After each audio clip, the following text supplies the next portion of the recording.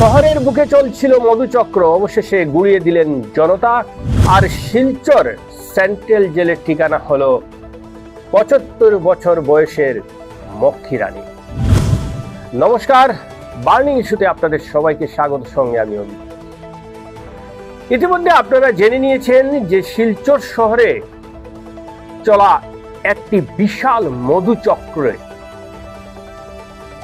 ভেঙে দিয়েছেন জনতা। শিলচর লিংক রোডে দীর্ঘদিন থেকে নিয়তি দাস নামে এক ৭৫ বছরের মহিলা দেহ ব্যবসার নেটওয়ার্ক চালিয়ে আসছিলেন। তাও আবার নিজের বাড়িতে চালাচ্ছিলেন দেহ ব্যবসা। আর তার বাড়ির থেকে রাঙ্গিরখাড়ি থানার দূরত্ব কয়েকশো মিটার মাত্র। কিন্তু পুলিশের কাছে কোনো খবর ছিল না। গত রবিবার রাতে এলাকার মানুষ ওই বাড়িতে হানা দেন। যখন মানুষ উত্তেজিত হয়ে ওই বাড়ির সামনে, অর্থাৎ নিয়তি দাসের বাড়ির সামনে গিয়ে যখন বিক্ষোভ দেখাতে শুরু করেন, তখন আপনারা ভিডিও ফুটেজে লক্ষ্য করুন, ওই নিয়তি দাস এবং ওইখানে যারা দেহ ব্যবসা চালাচ্ছিল হাতে দাও নিয়ে তাদেরকে হুমকি দিচ্ছিলেন। পরে যে খবর পেয়ে রাঙ্গিরখাড়ি পুলিশ ঘটনাস্থলে পৌঁছে এবং বাড়িতে দেওয়াল টপকে পুলিশ সেখানে প্রবেশ করে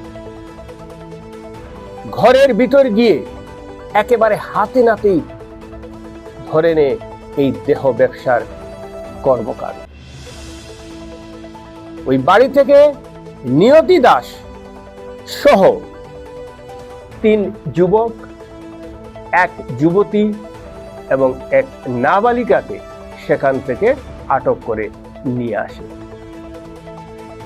নিয়তি দাস ছাড়াও যাদেরকে আটক করা হয়েছে, অর্থাৎ আজকের দিনে তাদেরকে গ্রেফতার করে জেলে পাঠানো হয়েছে, তারা হলো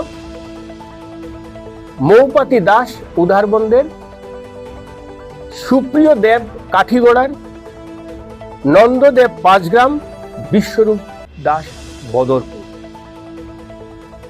ওই বাড়িতে দীর্ঘদিন থেকে নিয়তি দাস একটা দেহ ব্যবসার নেটওয়ার্ক চালাতেন। স্থানীয় লোক বিভিন্ন সময় তারা এ ব্যাপারে অভিযোগ জানিয়েছিলেন, কারণ এতে করে পরিবেশ নষ্ট হচ্ছিল। আর লিংক রোড এলাকা একটা সচেতন নাগরিকের এলাকা। সেখানে শিক্ষিত, ভদ্র, সাংস্কৃতিক মনস্ক মানুষ সেখানে বসবাস করে। আর ওই এলাকায় ৭৫ বছর বয়সের এক মহিলা দেহ ব্যবসার নেটওয়ার্ক চালাচ্ছিল। তাতে যেভাবে এলাকার পরিবেশ নষ্ট হচ্ছে, ঠিক একইভাবে ধ্বংসের মুখে ঢুকছিল যুব এবং ছাত্র সমাজ। আর এই স্থানীয় জনতা এবং পুলিশের এই অভিযানের পর ওই নেটওয়ার্কের মধ্যে যারা রয়েছিল বা ওই বাড়িতে যারা ছিল তাদেরকে পুলিশ গ্রেফতার করে শিলচর সেন্ট্রাল জেলে ইতিমধ্যে প্রেরণ করে। এখন প্রশ্ন হলো, ওই বাড়িতে বসে নিজের বাড়িতে কিভাবে দিনের পর দিন দেহ ব্যবসার চালিয়ে আসছিলেন নিয়তি দাস? খবর অনুযায়ী এই ক্ষেত্রে নিয়তি দাসের পুত্রও কিন্তু সেখানে জড়িত রয়েছে, যাকে আজ পর্যন্ত পুলিশ খুঁজে পাচ্ছে না, পালিয়ে আছে। তার মানে এই যে ব্যবসাটা যে চলছিল, নিঃসন্দেহে নিয়তি দাসের উপর প্রভাবশালী ব্যক্তিদের হাত ছিল। না হলে রাঙ্গিরখাড়ি থানার থেকে মাত্র কয়েকশো মিটার দূর এই ধরনের একটা অসামাজিক কর্মকাণ্ড চলছিল, তা পুলিশের জানা নেই বা পুলিশ কোনোদিন তাতে অভিযানও চালায়। জনতা যখন সেটা প্রতিরোধ করতে গিয়েছিলেন, তখন গিয়ে পুলিশ পৌঁছে। এবার প্রশ্ন, নিয়তি দাসের এই বিশাল দেহ ব্যবসার নেটওয়ার্ক।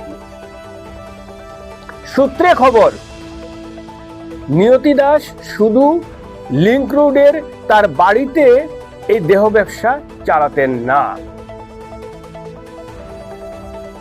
শিলচর শহর ছাড়াও বিভিন্ন জায়গায় স্পা সেন্টারের আড়ালে যেখানে দেহ ব্যবসা চলছিল ওই সব জায়গায় তিনি যুবতী নাবালিকাদের সেখানে সাপ্লাই দিতেন, অর্থাৎ সরবরাহ করতেন।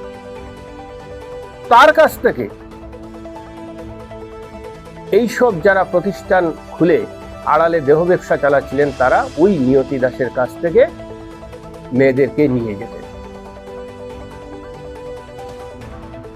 আপনারা নিশ্চয়ই জানেন, বেশ কিছুদিন আগে হাইলাকান্দিতে যে একটি বিউটি পার্লার কাম স্পা সেন্টারে পুলিশ অভিযান চালিয়েছিল, সেখানে বেশ কিছু যুবতীদেরকে উদ্ধার করা হয়েছিল। সেখানে কিন্তু সূত্রের খবর, সেখানে যাদেরকে উদ্ধার করা হয়েছিল তাদের মধ্যে 3 জন ওই নিয়তি দাস সেখানে পাঠিয়েছিলেন। শুধু শিলচর শহর বা হাইলাকান্দি নয়, নিয়তি দাসের সেই নেটওয়ার্ক লামডিং, হুজাই ইত্যাদি এলাকায় রয়েছে, বিস্তীর্ণ নেটওয়ার্ক। সন্দেহ করা হচ্ছে যে কিছুদিন আগে যে পারিজাত হোটেলে যে ঘটনাটা সংঘটিত হয়েছিল, বা পারিজাত হোটেলে যে রেস্টুরেন্ট কাম স্পা সেন্টারের আড়ালে যে দেহ ব্যবসার র্যাকেট প্রকাশ্যে এসেছিল, ডক্টর জেপি দাসের নেতৃত্বে যেটা চলতো, সেই ডক্টর জেপি দাসের সঙ্গেও নিয়তি দাসের কোনো না কোনোভাবে একটা সম্পর্ক রয়েছে বলে জানা গেছে। নিয়তি দাস 75 বছর বয়স হয়ে গেছে, আর এই বিশাল নেটওয়ার্ক তিনি চালিয়ে যাচ্ছেন গোটা বরাক থেকে শুরু করে বরাকের বাইরে। এমনকি খবর রয়েছে শুধু বরাক নয়, বহিরাজ্য ত্রিপুরাতেও তিনি এখান থেকে যুবতী নাবালিকা সরবরাহ করতেন ওইসব যেসব স্পা সেন্টারের আড়ালে দেহ ব্যবসা চলত। অর্থাৎ একটা বিশাল সাম্রাজ্য গড়ে তুলেছিলেন, দেহ ব্যবসার সাম্রাজ্য। বিভিন্ন সময় বিভিন্ন জায়গা থেকে নানা প্রলোভন দেখিয়ে মেয়েদেরকে নিজের কবজায় করে নিতেন। আর এই নেটওয়ার্ক যখন নিয়তি দাসের বয়স বাড়তে শুরু হয়, সেই নেটওয়ার্ক চালিয়েছিল তার পুত্র। কিন্তু সেদিন যখন অভিযান চালিয়েছিল তার বাড়িতে, তখন সেখান থেকে পালিয়ে যায় নিয়তি দাসের পুত্র, পুলিশ তাকে খুঁজে পায়নি। এভাবে শিলচর শহরে যে বিভিন্ন, তার আগে আমার বার্নিং ইস্যুতে আমি একটি ইস্যু নিয়ে এসেছিলাম যে শিলচরের যে স্পা সেন্টারের আড়ালে যেসব দেহ ব্যবসা বা অনৈতিক যে কার্যকলাপ চলছে। কিন্তু প্রশ্ন হলো, দীর্ঘদিন থেকে লিংক রোডে নিজের বাড়িতে চালিয়ে আসা দেহ ব্যবসা বা শিলচর শহরের বিভিন্ন জায়গায় থাকা বিউটি পার্লার কাম স্পা সেন্টারের আড়ালে যে দেহ ব্যবসা বা অসামাজিক কার্যকলাপ চলছে, তার বিরুদ্ধে কেন প্রশাসন কোনো পদক্ষেপ গ্রহণ করে না? তাদের কাছে কি কোনো খবর নেই? সাধারণ মানুষ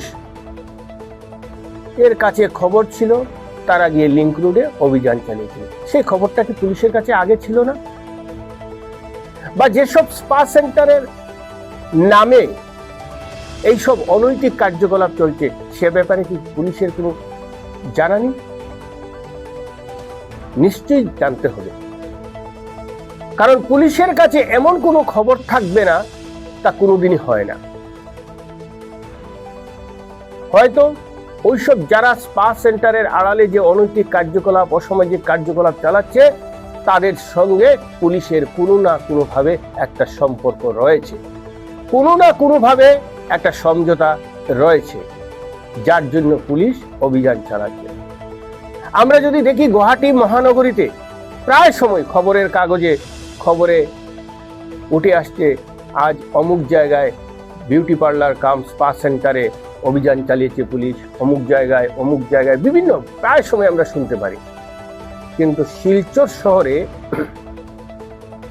কোনো স্পা সেন্টারের আড়ালে যে এইসব অনৈতিক কার্যকলাপ চলছে, আজ পর্যন্ত কি কোনো পুলিশ কোনো জায়গায় অভিযান চালিয়েছে?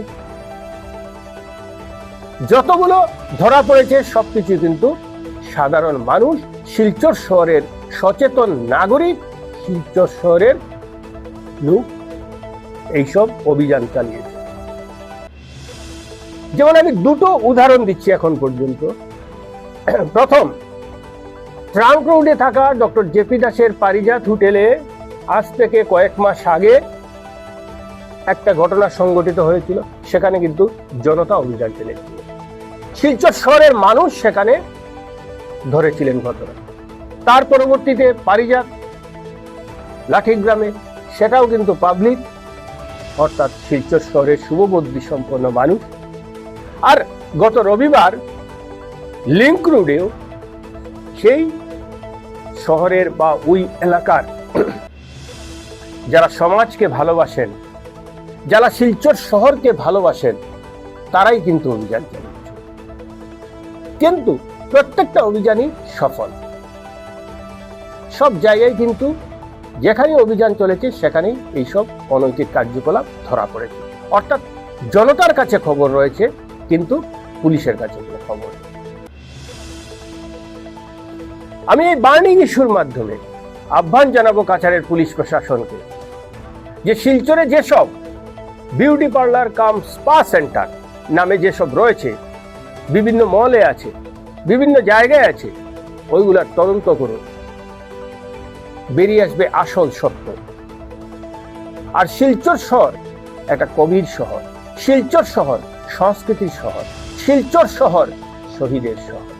আর ওই শহরে এইসব অনৈতিক কার্যকলাপ চলবে, সেটা কোনোভাবেই জনগণ মেনে নেবেন না। তাই আমি আবারও প্রশাসনের কাছে অনুরোধ রাখছি, আপনারা এই ব্যাপারে একটা কঠোর পদক্ষেপ নিন, আর এই কবির শহর শিলচর শহরকে একটা ভালো পরিবেশ যাতে বজায় থাকে সেটার চেষ্টাই আপনারা করুন। তাহলে বার্নিং ইস্যু আজ এ পর্যন্তই। নমস্কার, ভালো থাকুন, সুস্থ থাকুন।